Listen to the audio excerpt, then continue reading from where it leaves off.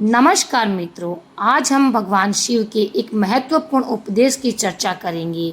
यह उपदेश उन लोगों के लिए है जो भिन्न भिन्न देवी देवताओं की पूजा करते हैं और सोचते हैं कि इसका उनके जीवन पर क्या प्रभाव पड़ेगा।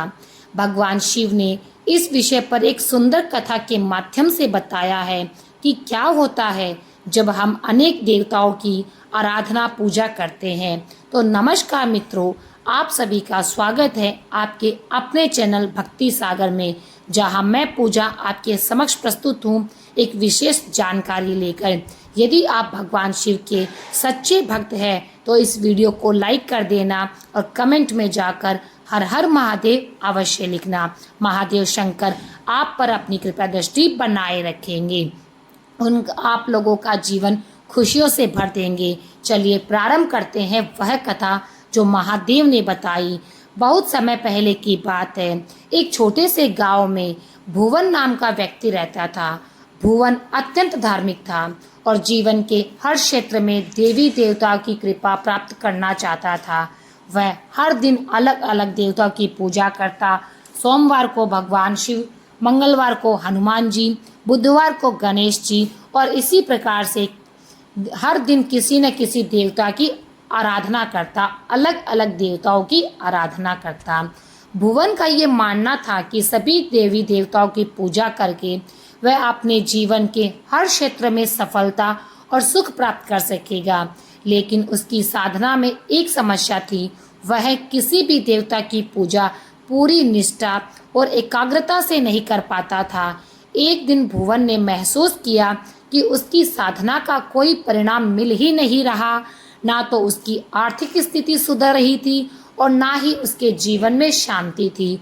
तब भुवन ने निराश होकर सोचा, मैं इतनी श्रद्धा से हर दिन अलग अलग देवताओं की पूजा करता हूँ, फिर भी मेरा जीवन सुखी क्यों नहीं है। इस प्रश्न का उत्तर पाने के लिए भुवन ने एकांत में जाकर भगवान शंकर का ध्यान किया। उसने पूरी श्रद्धा से भगवान शिव से प्रार्थना की, हे महादेव, कृपया मेरी समस्या का समाधान करें। क्या मेरी पूजा विधि में कोई त्रुटि है? भुवन की सच्ची प्रार्थना सुनकर भगवान शिव स्वयं प्रकट हुए। उन्होंने मुस्कुराते हुए पूछा, वत्स, क्या समस्या है जो तुमने मुझे पुकारा? भुवन ने सिर झुकाकर कहा, हे महादेव, मैं सभी देवी देवताओं की पूजा करता हूँ, फिर भी मुझे सुख और शांति क्यों नहीं मिलती? कृपया मेरा मार्गदर्शन करें। भगवान शिव ने भुवन को समझाते हुए कहा, वत्स, यह सही है कि सभी देवी देवताओं की पूजा एक ही परमात्मा के रूप में है, लेकिन तुमने अपनी साधना में एक बहुत बड़ी गलती की है। भुवन ने आश्चर्य से पूछा, हे महादेव, मेरी क्या गलती है? भगवान शिव ने समझाया, वत्स, जब तुम अलग अलग देवी देवताओं की पूजा करते हो लेकिन उनमें से किसी एक के भी प्रति तुम्हारी निष्ठा और समर्पण नहीं रखते हो, तब वह तुम्हारी साधना अधूरी रह जाती है। उन्होंने एक उदाहरण देते हुए समझाया, कहा, मान लो तुम्हारे पास 5 खेत है और तुम हर खेत में थोड़ा थोड़ा बीज डालते हो, लेकिन किसी भी खेत की पूरी तरह से देखभाल नहीं करते, तो क्या तुम्हें अच्छी फसल मिलेगी? भुवन ने सिर हिलाकर कहा, नहीं महादेव, फसल अच्छी नहीं होगी। भगवान शिव बोले, यही नियम साधना का भी लागू होता है। जब तुम किसी देवता या किसी एक देवता को अपना आराध्य मानकर उसकी पूजा में पूर्ण निष्ठा से लीन हो जाते हो, तब तुम्हें उस देवता की कृपा प्राप्त होती है। अन्य देवी देवताओं की पूजा करना गलत नहीं है, लेकिन तुम्हें ये समझना होगा कि सभी देवता एक ही ब्रह्मा के विभिन्न स्वरूप हैं। भगवान शिव ने भुवन को ये सलाह दी कि वत्स, अपनी साधना को एक दिशा दो।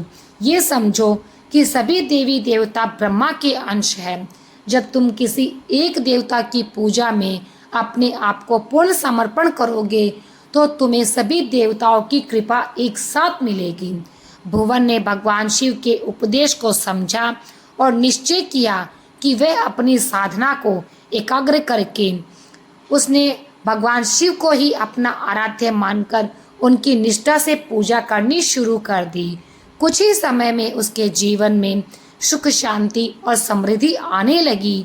तो मित्रों, ये कथा हमें सिखाती है कि सभी देवी देवता एक ही परमात्मा का स्वरूप है।